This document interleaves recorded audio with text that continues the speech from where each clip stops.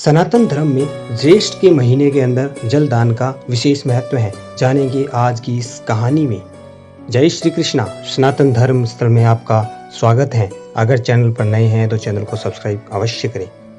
एक बार ऋषि स्कंद जी अपने शिष्यों को ज्येष्ठ महीने का महत्व सुनाते हुए कहने लगे कि इस महीने में जलदान का विशेष महत्व है और इस माह में किया गया थोड़ा सा दान भी अधिक पुण्य प्रदान करता है।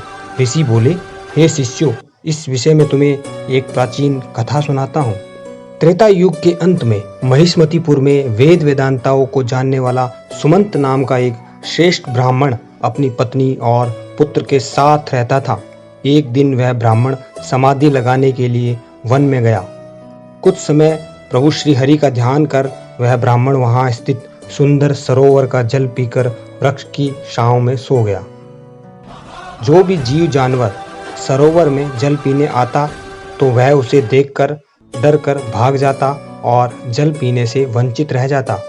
कुछ नन्हे जीव तो प्यास के कारण मृत्यु को भी प्राप्त हो गए।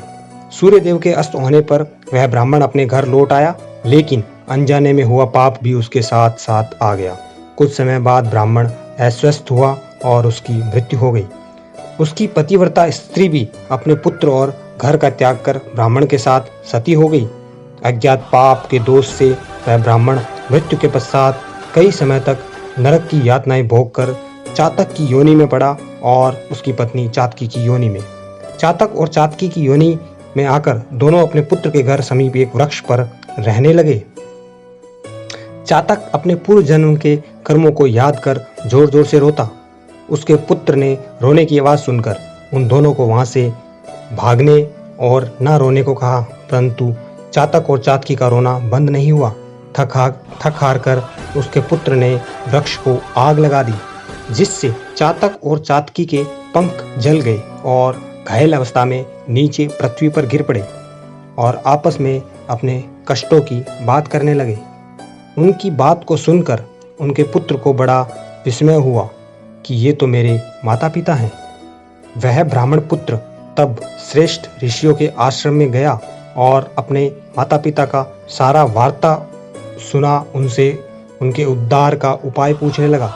तब ऋषियों ने बताया, तुम्हारे पिता पर पूर्व जन्म का अज्ञात पाप है, उससे मुक्ति के लिए तुम जलदान की व्यवस्था करो। तब ब्राह्मण पुत्र ने ऋषियों के कहे अनुसार अपने माता पिता के नाम का निर्जन वन में प्याऊ लगा दिया, जहाँ पर आने वाला मनुष्य, पक्षी और जीव जंतु जल पीने लगे।